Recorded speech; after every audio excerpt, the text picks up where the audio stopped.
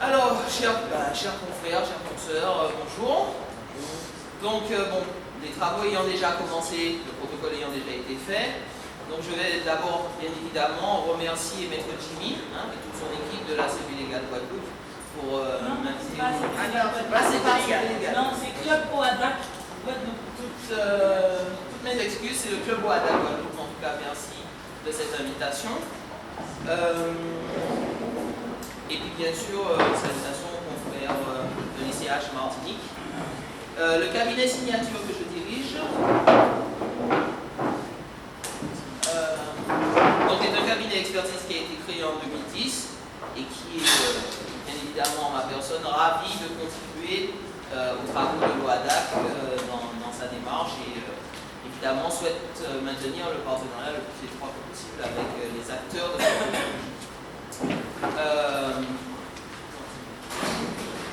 Donc, en tant que juriste, en tant qu'expert, je suis amené à réaliser un certain nombre d'activités et je vous parlerai aujourd'hui des facteurs de la valeur des biens immobiliers dans les économies insulaires.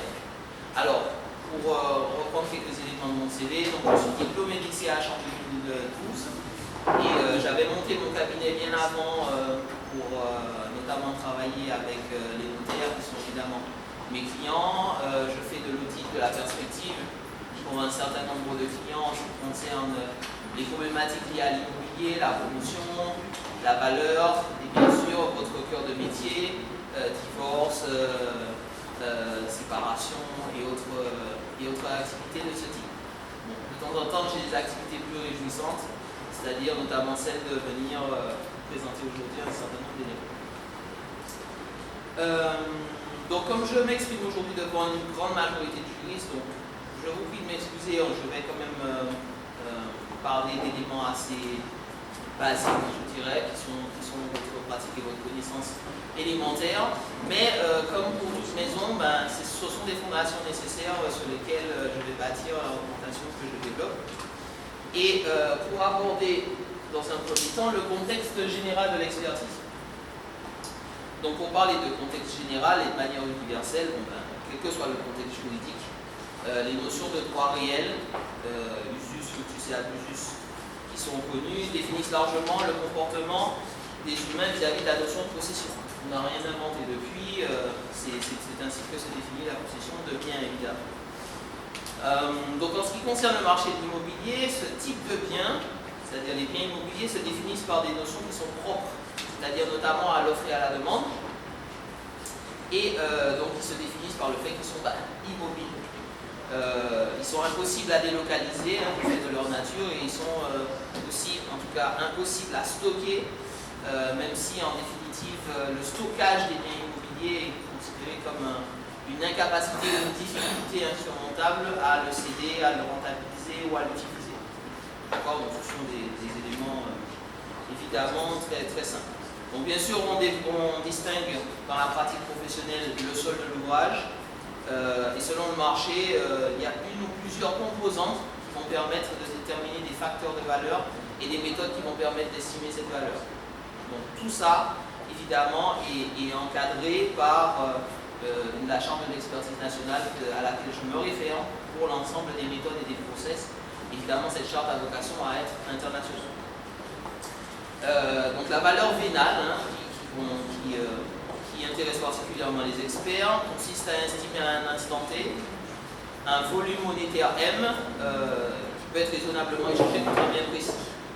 Donc évidemment, il faut bien distinguer le prix, qui est le montant sur lequel deux individus ou deux personnes se sont entendus avec un certain nombre de facteurs de condition pour pouvoir échanger un bien immobilier.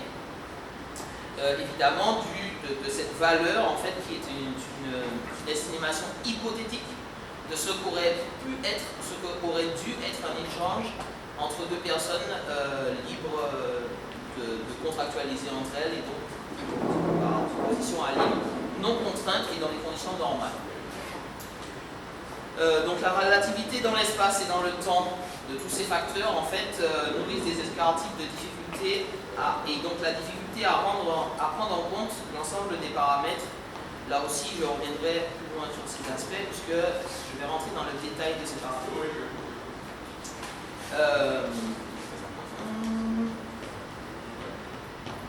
Ah oui, donc ces différents paramètres m'évoquent une petite anecdote qui s'est déroulée lundi avec un banquier du Crédit Mutuel. Vous voyez, ce banquier n'arrivait pas à comprendre comment en Martinique on pouvait faire des annonces pour des villas de type F5, F6, belles villas architecturalement remarquables, à des prix qui oscillent entre 500 et 600 000 euros selon l'emplacement où il se situe. Il me disait que pour ce prix-là, ce même prix-là, il pouvait avoir un château dans le sud de la France. Alors, dans quel état ce château se trouve-t-il? Est-ce qu'il a encore une toiture? Est-ce qu'il est mangé de part et d'autre par toutes sortes de champignons, de nuisibles et autres? Est-ce que ses douves sont encore en eau, etc.? Est-ce qu'il est meublé d'équipements 18e siècle et de tableaux de maître? Ça, c'est un autre débat. Mais de son point de vue, en tout cas, c'était quelque chose d'impossible à expliquer de manière rationnelle. Et heureusement, je suis venu jusqu'ici pour expliquer que non, au contraire, c'est tout à fait rationnel. Donc je ferai de ce cas précis le fil rouge de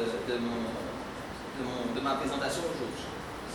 Donc vous l'avez compris, il existe de nombreux concepts de valeur qui accordent un poids plus ou moins déterminant à certains facteurs plutôt que d'autres. Et donc je vais lister l'ensemble de ces facteurs, en tout cas les grandes catégories de facteurs. Et en termes de méthodologie, donc la méthodologie dans le contexte général de ce que font les experts,